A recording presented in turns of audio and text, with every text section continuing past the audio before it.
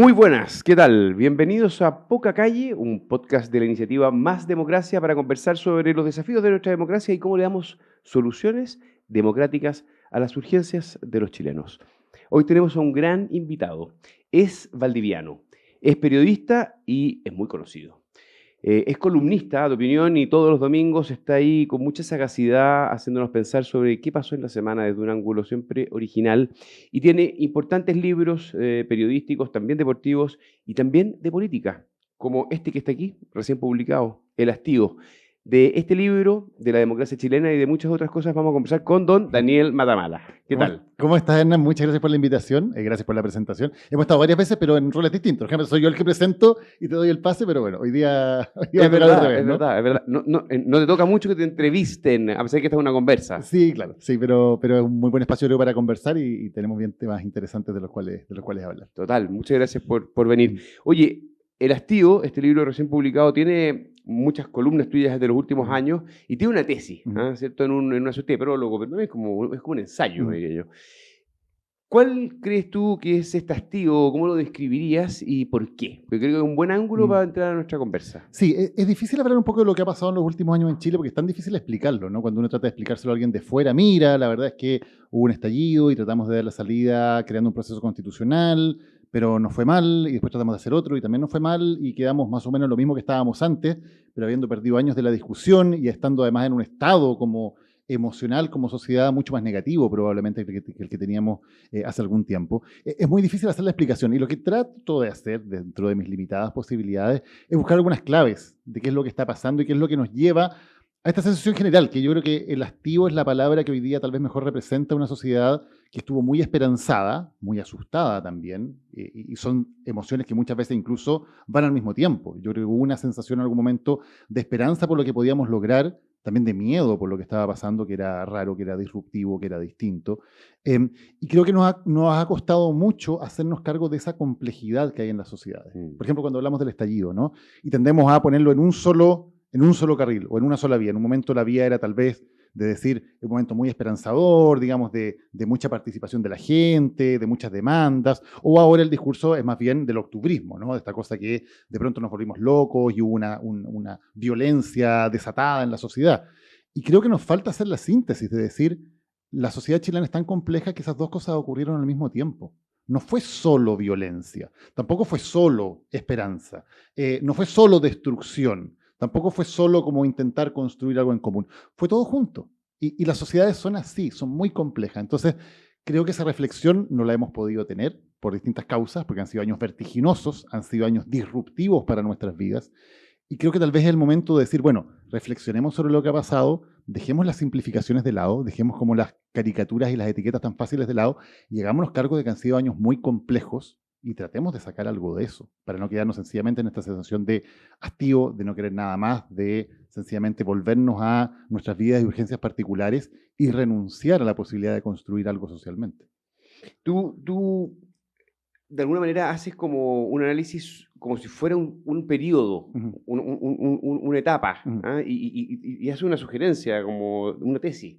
Y es que se produce el estallido, ¿cierto? Y luego se produce una serie de hitos hasta el rechazo o el en contra del segundo proceso y tú dices, volvimos al mismo punto donde empezamos. ¿Tú crees que en el fondo, eso lo dices porque en el fondo nos quedamos con la misma constitución y con los mismos arreglos sociales, no logramos un nuevo pacto? Yo no sé si en realidad estamos exactamente en el mismo lugar porque el viaje de esos 4 años también como sociedad nos hizo que viviéramos muchas cosas e incluso nos permitió, si bien no logramos un pacto social, resolver democráticamente e institucionalmente una fractura, una revuelta, un estallido. Sí, el volver al mismo punto, claro, tiene que ver con lo que tú dices, ¿no? De lo institucional, de no haber logrado, y de no, qué buena la palabra que ocupas, porque no es solamente no haber logrado una nueva constitución, yo creo que uno de los errores que cometimos, creo que, y me incluyo en eso, fue tal vez haber puesto demasiadas esperanzas en la constitución, siendo que la constitución era solo una parte del todo. El todo es un pacto social, del cual la parte institucional es un factor importante, pero no es lo único. El pacto social, que fue una palabra de la cual se habló muchísimo en los meses del estallido. Yo tuve un programa en CNN que se Me llamaba acuerdo, Impacto me Social. acuerdo, me acuerdo. Porque había esa idea de que finalmente teníamos que conversar como sociedad. Y eso tenía que ver con, sí, un proceso constituyente, pero también tenía que ver con abrir conversiones, por ejemplo, entre empresarios y trabajadores. De cómo éramos capaces de tener una política menos confrontacional, incluso dentro de las mismas empresas, y llegar a pactos en los cuales todos nos sintiéramos parte de esa conversación. Entonces, el pacto social era algo mucho más grande, mucho más ambicioso, mucho más difícil de asir de pronto, y tal vez lo circunscribimos demasiado a un arreglo institucional específico. Y claro, era más Tú claro. citas a Juan Pablo Luna, quien Sí, levantó el dedo en su claro. época y dijo, ojo, ojo, demasiada ficha el tema constitucional. Claro. Bien, Mm. puede ser, pero están poniéndole todo a una parte que es una parte. Claro, Digamos. y eso creo que también ayudó a que al final el discurso de muchos es, bueno, como que inventaron este arreglo constitucional los políticos y finalmente no lograron nada. Y la verdad es que el acuerdo, bueno, tú sabes mucho mejor que yo y estuviste colaborando y tratando de llegar a acuerdos ahí, no es que de repente un día a los políticos se les ocurrió, oye, vamos a hacer un acuerdo para una nueva constitución. Era un proceso que venía de muchas maneras andando. Recordábamos recién conversando el tema de que los alcaldes transversalmente de izquierda a derecha ya habían llamado antes a una consulta, a un plebiscito para que la gente se pronunciara por una asamblea constituyente, antes del acuerdo de los partidos políticos, y que se pronunciaran también sobre una serie de demandas en términos de poner prioridades sociales, etc. Entonces, era un movimiento que no es que de repente a los políticos se les ocurrió, era un movimiento que venía mucho más de abajo, con cabildos ciudadanos que estaban ocurriendo en distintas partes de Chile. Y ese proceso se fue cerrando un poco y creo que además tuvimos la muy mala suerte, no sé si hubiera cambiado la historia, que llegó la pandemia. Y por lo tanto, en un momento en el cual, más que nunca, para construir un pacto social necesitábamos encontrarnos, mirarnos a la cara, poder conversar, poder discutir, nos tuvimos que encerrar. A encerrarnos, a aislarnos y además a empezar a pensar en la sobrevivencia. Porque la época de la pandemia fue una época de profunda disrupción psicológica, social, familiar, económica para muchos. Un estrés. ¿Y cómo ibas múltiple. a pensar en un pacto social cuando tenías que pensar en si tu papá o tu mamá se iban a contagiar y se iban a morir, de que tus hijos no estaban yendo al colegio, de que en tu familia probablemente había personas con problemas de salud mental, de que había gente que había perdido su trabajo?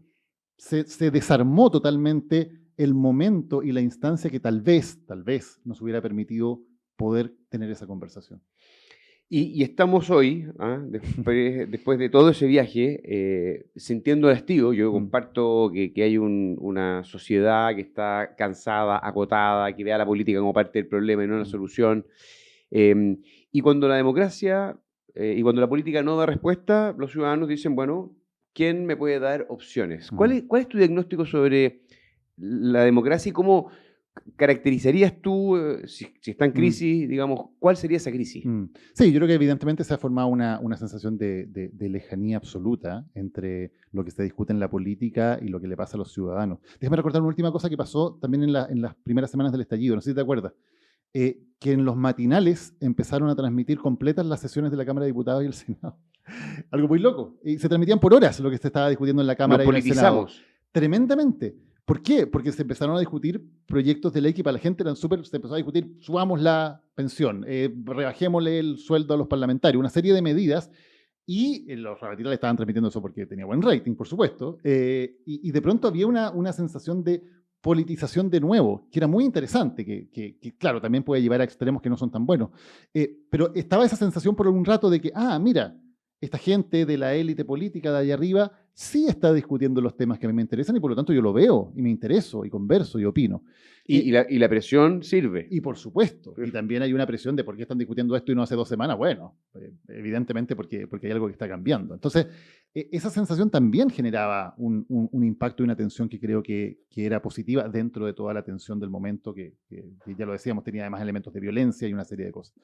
Entonces, hoy día nuevamente está esa sensación de los políticos están preocupados de cualquier cosa y la forma que tienen algunos políticos de combatir esa sensación es mediante sencillamente demagogia, ¿no es cierto? Y entonces, bueno, veamos cómo me conecto con la gente y no es una conexión real, sino que es sencillamente una conexión demagógica de actos que parece que significaran algo, pero no significan nada, de actos meramente performativos, más que de realmente poder gobernar. Y eso pasa en todo el espectro político, partiendo por un gobierno que es muy performático, pero no sabe cómo esa performance que dice estos son los temas que me interesan, poder traducirlo, por ejemplo, en políticas reales que tengan efecto. Yo creo que el rol de la política y el rol de los políticos es ser capaces de identificar, de diagnosticar cuáles son los problemas que la sociedad está pidiendo que se resuelvan, pero no solamente diagnosticarlos, no solamente levantarlos, sino ejecutar a partir de allí políticas públicas efectivas que sean capaces de dar una solución a esos problemas. Y hay ese circuito que es el que hace que los políticos sean necesarios en una sociedad y que es el que hace que la sociedad entienda que esos políticos están cumpliendo una función. Ese circuito es el que está roto. No estamos siendo capaces de hacer esa vuelta en que la gente diga, hay alguien que no solamente me está viendo, que no solamente está viendo cuáles son los temas que me interesan, sino que además está siendo capaz de hacer algo efectivo a través de ellos. Claro, ese diagnóstico es muy importante. Un sistema político que no responde, que es ineficaz, ¿cierto? Y tengo una pregunta que nos damos vuelta mucho acá, porque, en fin, en Chile solemos creernos que vivimos solos, somos muy aislados. ¿Cuánto de este fenómeno es global y cuánto es local? La democracia, hay muchos indicadores en el mundo que apuntan a un debilitamiento sostenido en los últimos 20 años aproximadamente. En tu análisis, ¿qué cosas nosotros estamos viviendo como parte de un proceso más complejo, más amplio, y cuántas cosas son más bien probablemente nuestras? Yo creo que es muy global. O sea, yo miro lo que está pasando en Latinoamérica, por cierto, pero también en Estados Unidos, en muchas partes de Europa, y la verdad es que son fenómenos que por lo menos riman, ¿no? Son muy, muy parecidos en términos de la baja de la efectividad de las democracias, el hecho de que un determinado político, un determinado partido gana las elecciones, pero no tiene realmente un mandato para llevar adelante eso que promete, porque inmediatamente su popularidad se esfuma. Por lo tanto, una incapacidad general para poder llevar adelante políticas y, por supuesto, la aparición de liderazgos que prometen soluciones rápidas, efectivas, a cambio de saltarse las normas democráticas. Eso está ocurriendo en todas partes. En Chile, afortunadamente, siendo que hay muchas condiciones, todavía no ha emergido un líder o un caudillo que aproveche esas circunstancias. Pero el caldo de cautivo está, hasta ahora. Pero el caldo de cultivo está absolutamente servido para que pueda aparecer ese caudillo. Y muchos lo han intentado, lo que pasa es que no han sido efectivos, no han tenido la capacidad para hacerlo. Y ha habido, creo que hay ciertas fortalezas institucionales que tiene Chile también, que las podemos hablar y que creo que son relevantes. Hay un poder judicial que es independiente, hay fiscales que también son independientes, hay cierto tejido en la sociedad civil que funciona y creo que todo eso son también cortapisas.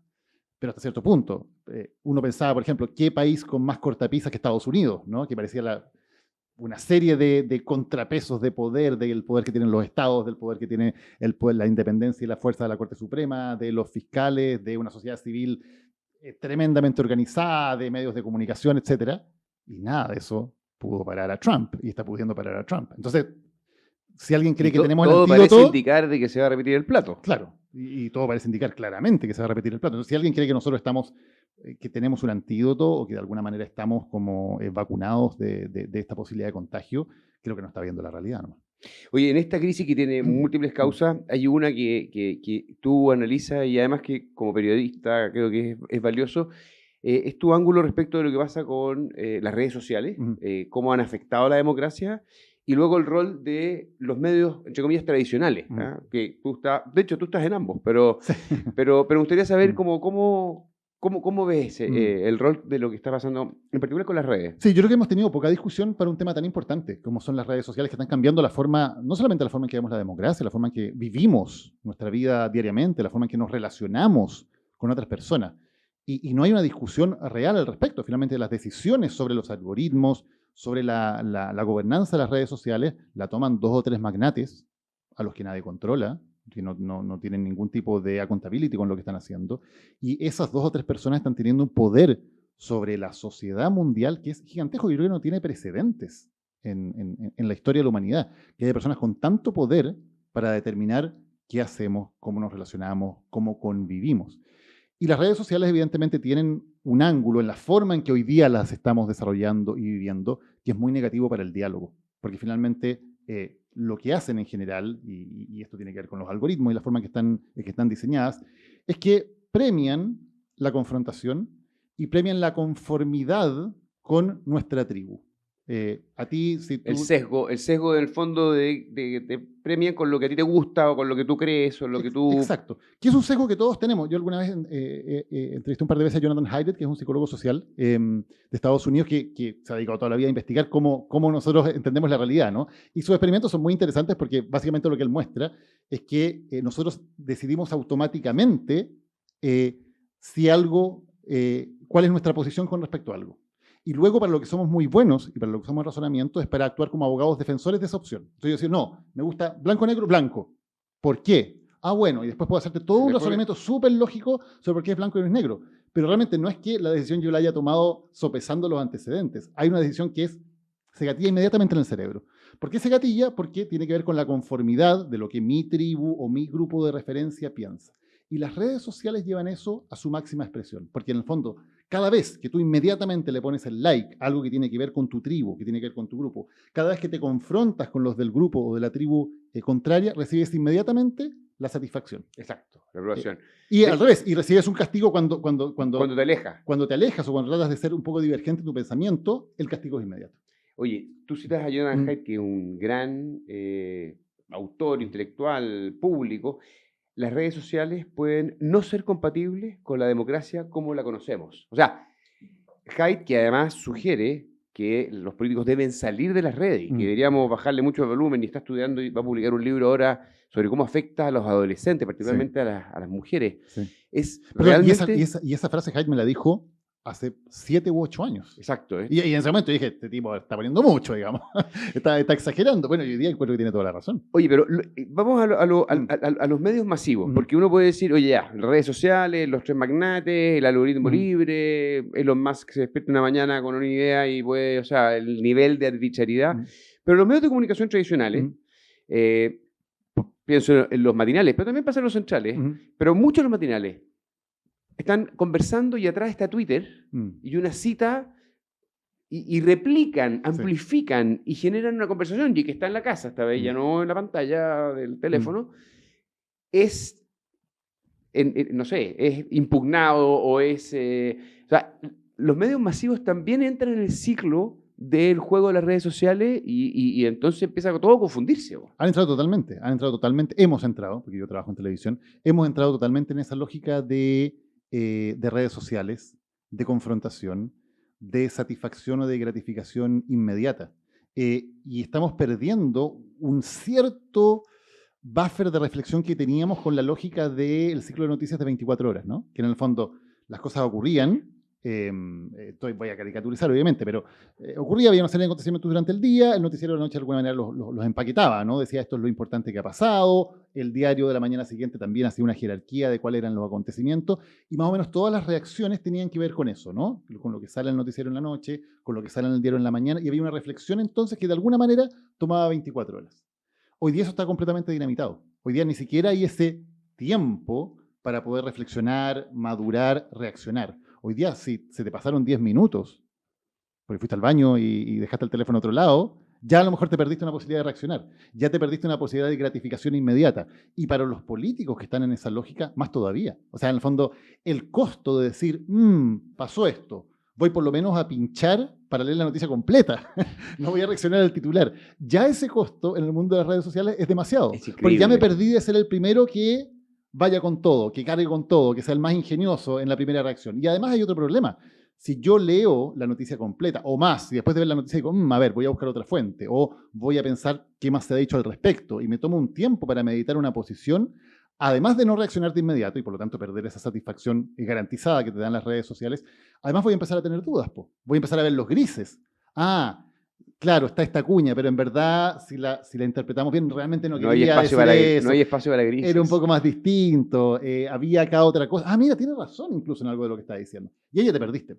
Totalmente, totalmente. Las redes sociales te van a empezar a castigar porque, el tipo es amarillo, pero como el tipo le está encontrando la razón al enemigo. Entonces, todos de alguna manera, en nuestras vidas diarias, en la forma en que nos relacionamos y también en la forma en que los medios de comunicación tradicionales reaccionan, nos hemos metido en esa lógica. Y esa lógica, y ahí estoy de acuerdo con Haidt, me parece que es incompatible con lo que requiere la democracia, que es primero una cierta apertura a lo que está diciendo el otro, primero una cierta reflexión y poder llegar a espacios comunes donde nos encontremos. y no espacios donde siempre nos vamos a estar diferenciando y donde vamos a estar viendo la peor cara del otro. Oye, y en los medios tradicionales hay una conversación entre periodistas crítica diciendo, oye, parte de la crisis de la democracia es que los medios están siendo, entre comillas, parte de este fenómeno populista, esta vez amplificando redes. ¿Existe un poquitito esa discusión más crítica? Yo creo que hay reflexión, yo creo que hay discusión, yo creo que hay autocrítica, pero también hay una realidad como de industria que tiende a desincentivar un poco esa cosa más reflexiva, porque en el fondo tienes que llenar muchas horas de programación con lo que hay, ¿no? Y obviamente es mucho más fácil llenar una hora de programación. Y tu competidor no trepida. Por supuesto, y es una todo. competencia en la cual si perdiste un punto de rating, te quedaste bajo por tomarte un tiempo, eso te castiga. Y además hay cosas incluso de industria, es mucho más barato y más efectivo, o sea, es más fácil de hacer y llenas más horas de programación teniendo a dos tipos confrontándose que van a estar diciendo cuñas todo el rato, que dándose el tiempo para decir, no, vamos a reportear una semana, vamos a destinar gente a hacer un reportaje en profundidad de este tema. Incluso desde un punto de vista como de la industria, eso es muy difícil de sostener. Lo primero que se cae en los medios cuando empiezan a entrar en esta crisis son, bueno, los equipos de investigación. Eso es, no sé, cuando yo entré a trabajar en Canal 13 hace mucho tiempo, estaba el equipo de Contacto, por ejemplo. Claro, Contacto, informe especial, periodistas. Pero los mejores periodistas, los mejor pagados, por cierto, los con más experiencia, que se dedicaban un año a reportear un tema, para sacar un reportaje. Y el canal lo sostenía, que económicamente era una carga tremenda, porque el prestigio que te daba ese reportaje final de año era espectacular. Hoy día es impensable que un medio de comunicación o que un canal de televisión, salvo que sea el New York Times, digamos, que tiene una audiencia global, pueda sostener un esfuerzo investigativo. La inmediatez te mata todos esos esfuerzos de poder profundizar más allá. Oye, déjame ver a otro ángulo de que también está tu ensayo que creo que es muy interesante, y es que tú citas, ¿cierto?, esta idea de que hoy día se acabaron los relatos. Lo cumplió la política, lo cumplió la religión, y cuando se acaban los relatos, nacen más bien la política de la identidad, de grupos, y que cuesta mucho a los que somos políticos. Es realmente difícil porque tienes que encontrar, digamos, ya no proyectos globalizantes, sino más bien causas particulares para poder agregar algo. Y entonces empieza la propia democracia empieza a desordenarse. ¿Cuál es tu análisis o tu impresión sobre lo que está pasando con la política de la identidad? Bueno, eso pasó mucho en el estallido, que en el fondo cada uno iba, el estallido, que es la gran marcha del millón, no había un convocante, no había un líder, no había un discurso, no había una bandera, no había un programa, lo que había era un montón de causas propias, ¿no? Y tú te acuerdas que había mucha gente que estaba, qué sé yo, con una bandera de la diversidad sexual, o con una bandera de un pueblo originario, o de un partido de fútbol, o de una tribu urbana, o incluso con pancartas personales, como para la mamá, qué sé yo, ¿no? Y creo que la primera convención, bueno, tú sabes muy bien lo que pasó. Yo la disfruté, sin duda. No, fue una gran experiencia, más ironía aparte. Fue un esfuerzo fallido, evidentemente, de todas estas identidades, digamos, identitarias en el sentido de que son pequeñas o de algunos grupos, poder formar como una especie de gran collage social. Porque en la convención pasó eso, que muchísima gente fue elegida porque tenía una bandera propia, ¿no es cierto? El agua, el pueblo originario, exacto, la disidencia. Exacto. Y la pregunta era, ¿es posible con todas estas pequeñas identidades distintas formar un gran collage que represente a la sociedad? Y la respuesta de ese proceso fue evidente que no fue posible, no lo lograron, no fueron capaces de ir más allá de este pegoteo de un montón de demandas específicas para formar algo coherente que a la sociedad le hiciera sentido. Y fue un fracaso ese experimento, de alguna manera. Te pregunto a ti tal vez que estuviste ahí, si será que es imposible hacerlo efectivamente, o sea que no puedes formar un collage desde esas causas, o hubo algo en el proceso, en la forma de enfrentarlo, que lo evitó. No lo sé, la verdad. Es una buena pregunta. Yo con el tiempo, después de hartas conversas, muchos sentimos que como habían tantas causas disgregadas, y esto lo dicen muchos que les tocó de distintos lotes entre las distintas izquierdas, que era bien diverso, sí, claro, y con grupos que tampoco eran de adscripción política neta, es que decían, ¿sabes qué? Mira, yo quiero que, en fin, los animales tengan derecho.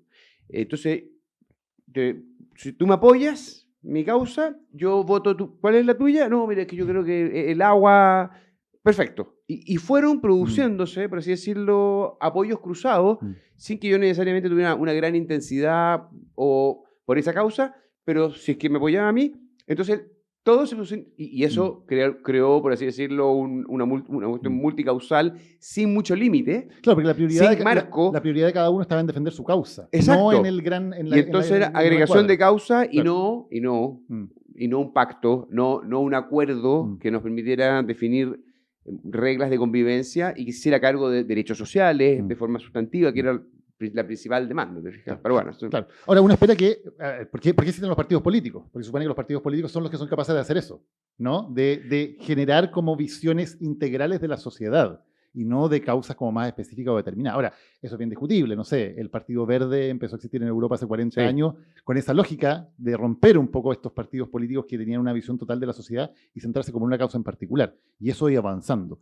Yo no sé si hoy día los partidos políticos tienen esa capacidad. Los partidos políticos hoy día no son capaces de representar a grupos importantes de la sociedad, como ocurría en la vieja República Chilena, ¿no? Que tú sabías que ya estaba el Partido Conservador representaba, por ejemplo, los dueños de la tierra en Chile.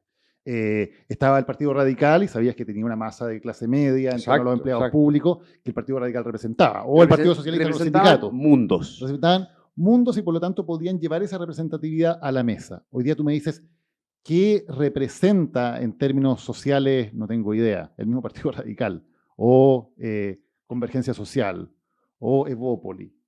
Chuta, es bien difícil decirlo. ¿Cuál es la comunidad social que se siente representada cuando el presidente de uno de los partidos dice tal cosa? Yo me siento representado por eso. Yo creo que la inmensa mayoría de la gente va a decir y por eso es interesante la cita que tú haces, y es que si es que la sociedad perdió, por así decirlo, proyectos comunes, colectivos, relatos, entonces todos se transforman en pequeñas comunidades, en pequeñas causas. La política y los partidos tienen una cierta incapacidad de representar, te fijas, entonces de la democracia, de los grandes proyectos ideológicos, pasamos a la democracia de las causas, y el partido queda offside, y entonces aparecen líderes que se hacen cargo de una causa. Exacto. Y lideran esa causa y la empujan, y la gente es capaz de identificar a alguien, y además resulta, entre comillas, efectivo, porque saca una ley y puede timbrar, digamos, y así nos vamos a una cosa de agregación de causas, pero no de un proyecto compartido de sociedad. Claro. Esta es una cuestión bien crítica para la sociedad actual. Es bien crítica. Y me parece que además esa falta de esa sensación de que no hay nadie a cargo, de que nadie está dirigiendo, porque finalmente nadie es representativo, también de nuevo es pasto fértil para que surja el caudillo que sí va a decir yo los represento. Aquí establezco una relación que es personal, y esos son los populismos desde Perón, Chávez, todos tienen más o menos la misma lógica, ¿no? Yo me salto a esta institucionalidad de los partidos que no sirve, que además es corrupta, en fin, y establezco una relación personal contigo. Yo te represento como el caudillo, el líder, y por lo tanto yo te voy a representar, yo voy a solucionar tus problemas y a cambio tú me vas a dar el poder total. Porque todos los otros instrumentos que hay de contrapesos o de limitaciones al ejercicio del poder son un obstáculo que está poniendo esta gente para que nos podamos relacionar y para que yo te pueda resolver tus problemas. Y ahí está la fórmula. Esa es la fórmula, y hoy día la inseguridad, el narcotráfico, la inmigración ilegal, todo ese conjunto de cosas que hace a las personas vivir inseguridad, que produce miedo. Miedo es una emoción, sabemos, extraordinariamente power. Bueno, gatilla que muchas veces digan, si es que los políticos no me solucionan esto, tráiganme. O sea, yo creo que Chile está cerca, no sé si lo ves tú, de buscarse un Bukele, hoy día un Noboa en Ecuador, ya está empleando, hemos visto imágenes desde Argentina que empiezan a replicar las mismas técnicas de lo que hace Bukele. Esto es un modelo en expansión. Yo creo que en Chile esto puede ocurrir, y la inseguridad de lo que estamos viendo está disparada. Claro, y hay políticos que evidentemente están en esa lógica y están intentando hacerlo, hasta ahora no lo han logrado. Y además, ese es un modelo, ¿no? Porque además lo otro que es interesante es primero como el que me va a rescatar del miedo, ¿no? Y lo otro, cuando una sociedad se polariza tanto, es también quién me va a vengar, quién va a ser como el vengador que va a ir a representarme. Y yo creo, por ejemplo, el fenómeno de Milei en Argentina tiene mucho que ver con eso. ¿Por qué he elegido Milei finalmente? Porque él aparece con un discurso muy violento, muy agresivo, como el que iba a destruir la casta, ¿no? El que iba a generar esta especie de venganza social de gente que sentía que le habían robado, que la corrupción estaba desatada, que habían destruido la economía, que la hiperinflación, y había una especie de vengador, de superhéroe que iba a destruir eso. Y por eso la motosierra, por eso todas esas metáforas tan violentas, que son muy parecidas a las de Trump, a las de Bolsonaro. Hay como en en la violencia discursiva y simbólica hubiera una especie de reparación frente al mal que me ha causado esta élite. Y eso también es muy peligroso, porque también no solamente una cosa de que van a ser efectivos, sino que me han hecho juntar tanta bronca, finalmente, tanta rabia, y eso es lo que se vio en la campaña, creo yo, en la campaña de la favor del último plebiscito, ¿no? Que había una idea de generar un enemigo y generar una rabia contra ese enemigo que me impulsara a hacer algo. Y creo que ese fenómeno también es un fenómeno muy peligroso, porque no solamente le permite a estos caudillos, además, gente que actúa de una manera bastante irracional, llegar al poder, sino que además genera una fractura social que es muy difícil de ir sanando después. Claro, una dimensión emocional que está dentro de todo. Totalmente.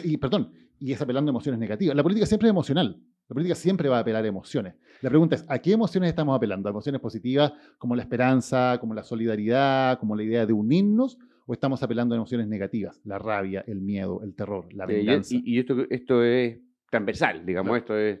corre para todos los colores políticos. Sí, solamente para terminar eso. Por ejemplo, la campaña del no en el plebiscito del 88, que es tan recordada y tan icónica, era una campaña totalmente emocional. No era una campaña que estuviera con cifras, totalmente emocional, pero en puras emociones positivas. Sí, pues alegría. Y eso fue muy bueno porque permitió que la política en Chile durante muchas décadas entendiera que las emociones positivas permitían ganar elecciones y que las emociones negativas, la campaña del sí del 88, hacían perderlas, ¿no es cierto?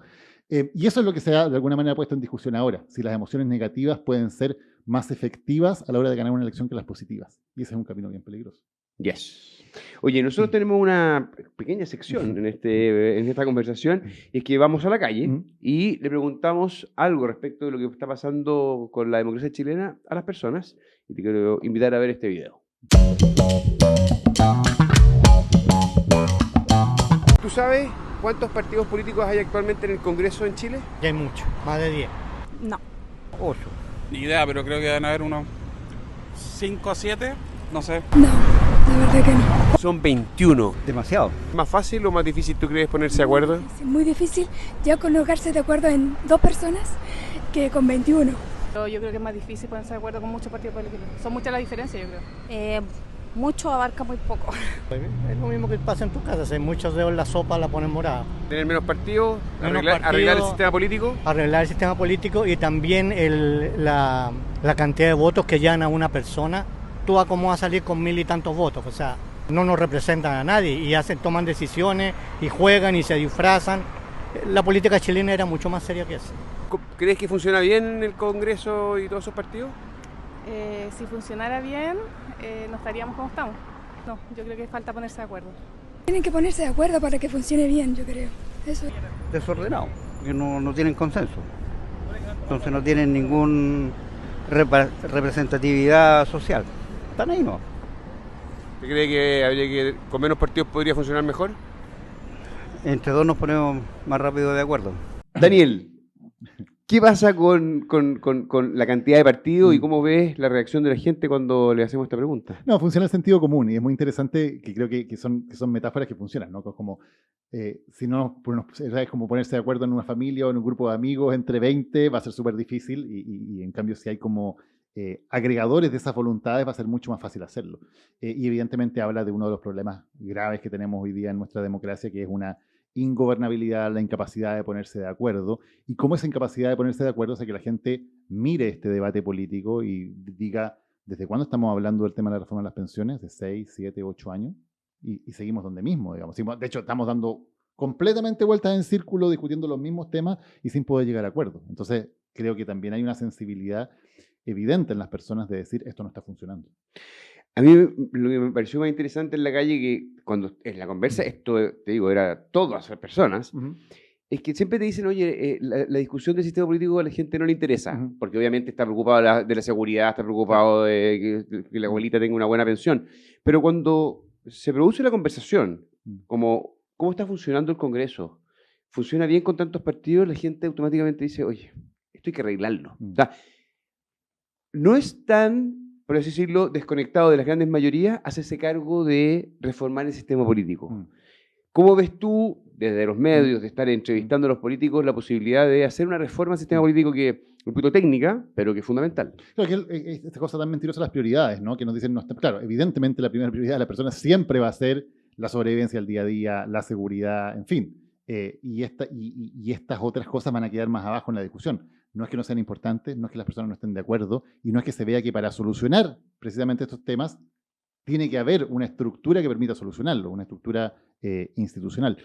Había un acuerdo muy interesante y con avances al respecto en la comisión designada por el Congreso, en la comisión experta, ¿no? Que lamentablemente luego sabemos que se desarmó y no llegó a puerto. Pero había ahí algunas ideas de cómo intentar racionalizar este sistema político, porque todos estamos de acuerdo que así el sistema no funciona. O sea, con 20 partidos en el Congreso, partidos que además en la práctica representan como puras voluntades individuales al final, porque estar dentro del partido y seguir la disciplina del partido no entrega ninguna ventaja, y todas las ventajas están en ir por fuera.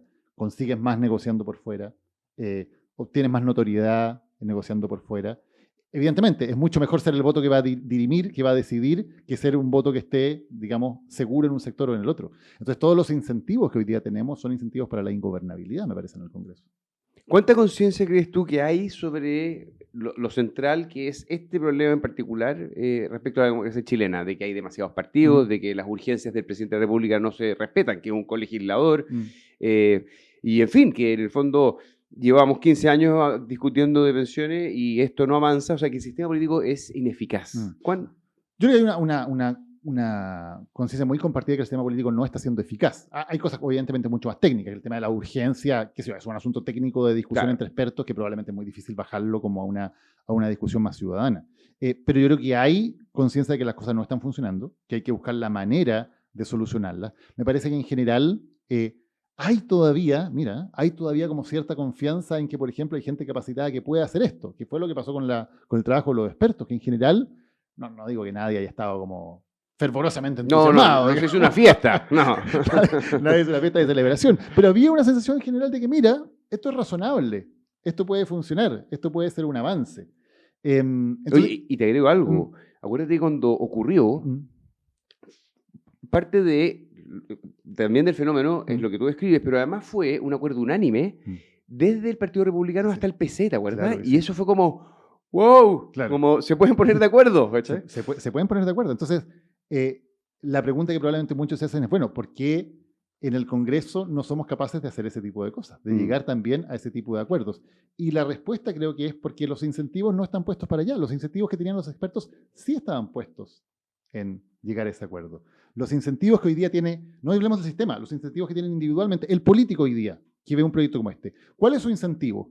Decir, sí, voy a poner mi voto porque así finalmente esto va a ayudar a que se arregle tal problema. O mi incentivo es mejor voy al matinal, dejo la escoba, hablo muy incendiariamente, salgo en todas partes, me entrevistan de todos lados, crecen mis likes en las redes sociales y además me van a llamar al final del gobierno para decirme, ya, bueno, ¿qué querías a cambio del voto? ¿Cómo lo hacemos? ¿Cuál es el incentivo? Evidentemente el incentivo está a salirse, a ser disruptivo, a armar escándalo, aunque no sea malo, a impugnar.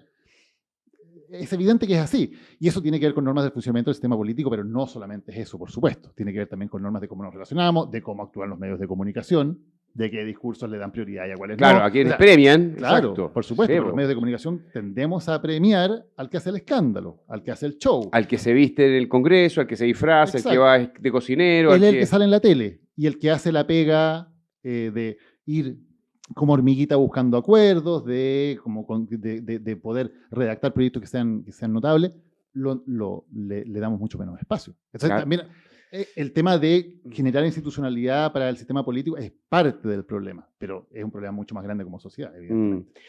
Yo creo que hay otra cuestión que ha ido ocurriendo, y a propósito de la fragmentación, de la cantidad de partidos, que para construir una reforma de pensiones, pensemos en la discusión del 6%, que está muy, muy viva y que creo que es bien gráfica, van como buscando puntos intermedios.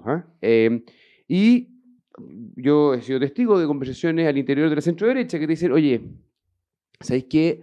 Un 4-2, 2 a solidaridad, 4 puede ser una cosa razonable, no es perfecta, no es lo que a nosotros nos gustaría, la gente además quiere 6, porque está muy en 6 después del retiro de las pensiones y todo, pero esto podría dar una solución temporal a los chilenos más afectados hoy. Y a continuación aparece otro parlamentario y dice, oye, pero es que nosotros no podemos hacer 4-2, porque hay un partido más a la derecha que va a decir, ese es un mal acuerdo, Y eso no estamos de acuerdo, ustedes son traidores. Eso. Ustedes son cobardes. El 6% es de los chilenos, Claro. ven las encuestas, eso es lo que más marca, y saben que eso implica que no hay un acuerdo y que sigamos esperando una reforma hasta que haya alguien que, bueno, Claro. te fijas que cuando la política de los extremos afecta mucho la capacidad de acuerdos que siempre van a tener un grado de imperfección, pero que permiten gradualmente, así lo han hecho los países desarrollados, salir adelante. Claro. Y la discusión del 3 y 3 o del 4 y 2 o del 6 es francamente tragicómica si uno la mira con cierta distancia. Porque durante el gobierno del presidente Piñera, evidentemente el gobierno del presidente Piñera quería que fuera todo a capitalización individual.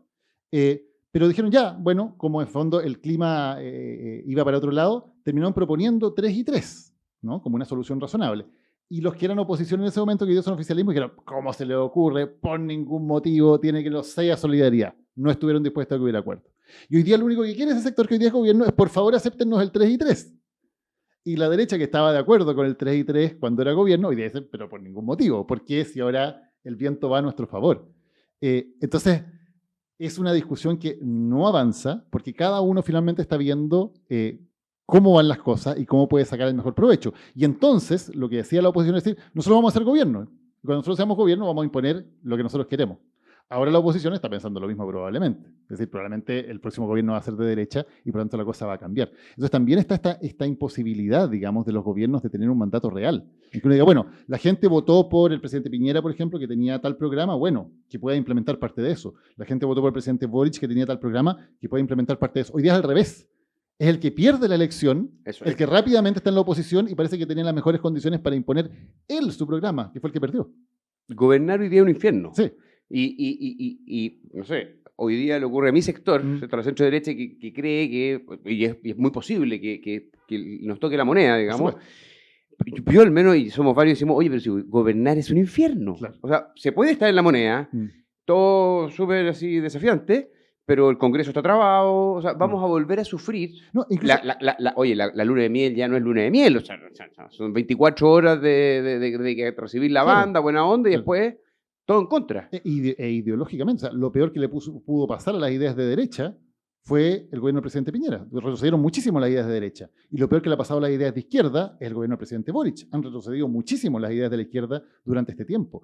Y la capacidad real de gobernar es muy limitada. El gobierno del presidente Boric en la práctica, con cierta capacidad de iniciativa, duró 6 meses.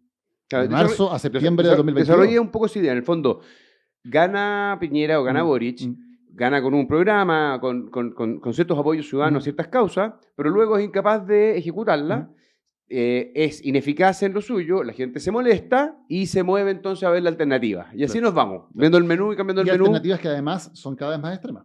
El péndulo oscila cada vez más. Porque Piñera 1 era básicamente decir, vamos a gobernar muy parecido a la concertación, más eficiente con menos corrupción. Después de Piñera 1 viene Bachelet 2, que era, no somos lo mismo que la concertación, somos nueva mayoría, está el Partido Comunista, nos vamos más a la izquierda, ¿no? Después viene Piñera 2 con un programa ya más claramente de derecha, ¿no? Que comparado con Piñera 1. Y después Piñera 2 viene Boric, que es la impugnación de lo que había hecho la centroizquierda en el momento. Y ahora, no sabemos lo que viene, pero en el gobierno de Boric, quien ganó las elecciones fue el Partido Republicano con José Antonio Kast, que era una impugnación a su vez de Piñera desde la derecha. Entonces, no es solamente que vayamos de un lado al otro, sino que además, como la gente se va desilusionando de cada uno de los proyectos, las alternativas que van apareciendo también van siendo cada vez más extremas. Y hoy día además ya José Antonio Kast ni siquiera representa el extremo. José Antonio Kast a su vez tiene gente más extrema que lo está acusando de tibio en fondo por su lado. Sí, es cierto. Yo percibo también que las grandes mayorías ya van perdiendo toda adscripción a la idea de izquierda-derecha. Somos cada vez menos los, ¿para qué decir, militantes de partidos políticos? Somos una singularidad, ¿cierto? Y la gente se va poniendo más pragmática, mucho más la urgencia de salir de mi casa. Por eso que los alcaldes tienen hoy día mirar nuestra democracia, los alcaldes sostienen una cuestión fundamental, porque están más cerca de la ciudadanía, resuelven problemas concretos, tienen una cosa que, entre comillas, funciona, a veces mejor, a veces peor, y cada 4 años puedes decir, vamos, otro. Pero hay una conexión ahí. Luego el Congreso y el Ejecutivo es una cosa que para la ciudadanía es una cuestión... O sea, hay una cosa ideológica de péndulo, yo te cacho el punto, pero también siento de que eso de la ideología es cada vez más lejano. Sí, mira, yo creo que la ideología en términos de adscripción explícita probablemente sí. Si tú le preguntas a la gente si es de derecha o de izquierda, la gran mayoría de la gente debe decir que no tiene en ningún momento. Pero sí hay ciertos como elementos ideológicos. O sea, si yo digo hoy día, por ejemplo, como está diciendo la mayor parte de la ciudadanía, está diciendo el tema número 1, 2 y 3 es la delincuencia. Hay que aplicar más mano dura en ese sentido. Otros temas como la desigualdad, por ejemplo, no son tan urgentes ni tan relevantes. Claro.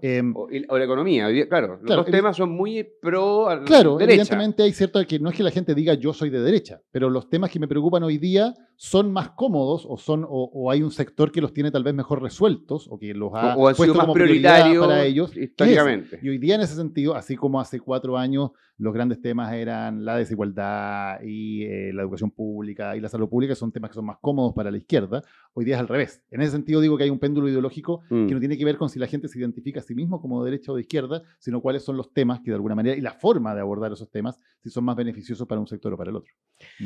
Yo creo, y para ir cerrando, esta conversación ha estado muy buena, tal vez tener conciencia, transversalmente en términos políticos, pero también en distintas actividades, digo, para la prensa y los medios, de que si no le metemos la mano a la sala de máquinas, como se habló tantas veces, y corregimos problemas estructurales del funcionamiento, difícilmente la democracia va a tener un futuro como hoy día la conocemos, porque va a dejar de tener todo sentido para las personas. Incluso los proyectos ideológicos, aquellas personas de izquierda o de derecha que genuinamente quieren mover hacia un lado, no va a tener la posibilidad, porque esto es como si un partido de fútbol, ¿cierto? Si la cancha es barro, no está bien delineado la frontera y el árbitro está borracho, pues no puede haber buen fútbol. No, los equipos que quieren desplegar sus proyectos, sus banderas, no lo pueden hacer. Y creo que es importante ojalá, instalar la urgencia de tener buenas reglas para el funcionamiento. No sé. Sí, buenas reglas y también que se entienda que la lógica de destrucción mutua, o sea, que en el fondo, si está gobernando el del lado, yo lo destruyo porque eso me va a beneficiar, es una lógica que funciona por cierto tiempo y claro, funcionó a la izquierda en un momento para llegar al poder ahora, o probablemente va a funcionar en la derecha para volver al poder, pero que se desgasta rápidamente. Porque al final te terminas viendo como lo mismo. Si ninguno de los sectores cuando gobierna es capaz de llevar adelante medidas concretas, si no hay ningún tipo de acuerdo finalmente, no es que uno gane por sobre el otro, es que finalmente la ciudadanía los mete a todos en el mismo saco. Exacto. Y va a buscar una alternativa que es por fuera. Entonces, en el juego, claro, en el juego de corto plazo sí, a lo mejor puedes ganar las elecciones que vienen haciendo bolsa al otro o haciendo bolsa al gobierno de turno. A lo mejor puedes ganar las elecciones que vienen. Pero en el juego de largo plazo tú no estás ganando ese juego. Tú le estás sencillamente abonando la cancha para un outsider que va a venir a destruir a todos por igual, que va a venir a destruir el sistema. Entonces es un juego que puede ser muy tentador en el corto plazo porque tiene ventajas rápidas, pero que al final lo que hace es que estás cortando la rama sobre la que estás sentado y ahí se van a caer todos. Nos vamos a caer todos. Tal cual. Poco auspicioso, pero vamos, hay que trabajar. Al menos saber que tenemos el problema es un buen paso. Estimado Daniel, para despedirnos, nosotros tenemos aquí una sección de cierre. Y es que el último entrevistado, sin saber quién va a ser, le entrega una pregunta y luego tú y tienes que responder. Yeah. Y luego tú tienes que dejarle una pregunta, a eso un poco en el marco de lo que hemos conversado, a un entrevistado futuro que no sabemos quién es. Ya.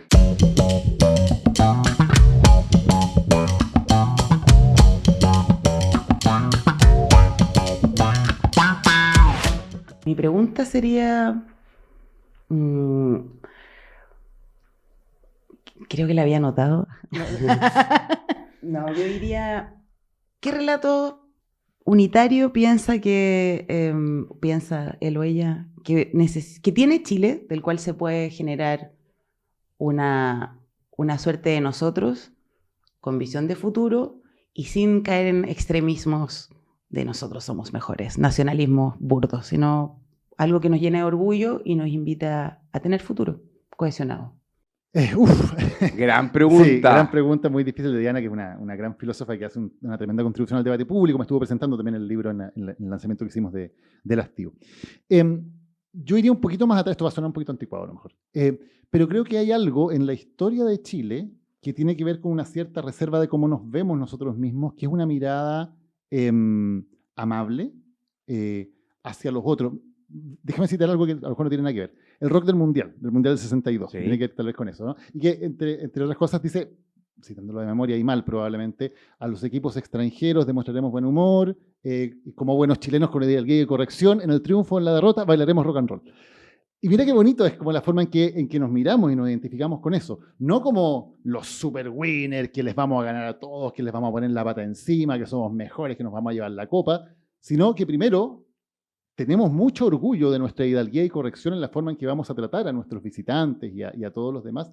Y además que, claro, vamos a hacer todo lo posible por ganar y ojalá ganemos, pero en el triunfo o en la derrota es una fiesta igual, ¿no? Y no es finalmente el fin único ser el mejor. Y yo creo que hay una mirada de Chile, de sí mismo en eso que históricamente existía. Verás cómo quieren en Chile el amigo cuando es extranjero y toda esa idea de nosotros como un pueblo más bien, tal vez no el más rico, éramos una colonia pobre, históricamente siempre, ni el más importante, pero sí hospitalarios, amables, con una forma de ser que nos generaba un cierto orgullo. Y creo que eso lo fuimos perdiendo por esto de creernos los winners de Latinoamérica, los jaguares, el buen país en el mal barro y todo eso, y nos fuimos comprando una especie de lógica de que o teníamos que ganar en la confrontación o si no, no éramos lo suficientemente válidos. Yo creo que sería lindo como pensar que eso al final tiene mucha más historia en nosotros, esa mirada un poco más amable de quiénes somos, de cómo tratar al resto, un poco menos competitiva tal vez. Creo que tal vez es una mirada que podríamos intentar, no sé, buscar, rescatar, mirarla, porque creo que está bien enraizada en lo que el cardenal Silva Enríquez llamaba el alma de Chile. Yo no siendo creyente, por cierto, pero creo que sí hay algo, un espíritu, que es bonito llamar un espíritu, un alma de una sociedad o de un país, que tiene que ver con esa forma de relacionarnos. Y a lo mejor ahora que, claro, que nos damos cuenta de que a lo mejor no éramos tan bacanes, que a lo mejor nuestro país no es tan distinto, e igual tenemos problemas muy similares a los de otros países, tenemos fortalezas y tenemos debilidades, pues, tal vez una forma de rescatar esa autoestima y ese orgullo por nosotros mismos es decir, no necesitamos ser los mejores ni ponerle la pata encima a nadie para sentir orgullo por lo que somos. Y a lo mejor esa es una manera. Mira, está bueno. Nunca dejamos Latinoamérica, dice Juan Pablo Luna. ¿Ah? Sí. Nunca dejamos de ser de acá. Claro, fue un espejismo. Y no es algo malo, no es algo, en el fondo, qué bueno que tengamos muchas cosas y que ojalá en ciertos aspectos institucionales, económicos, de calidad de vida podamos ir avanzando.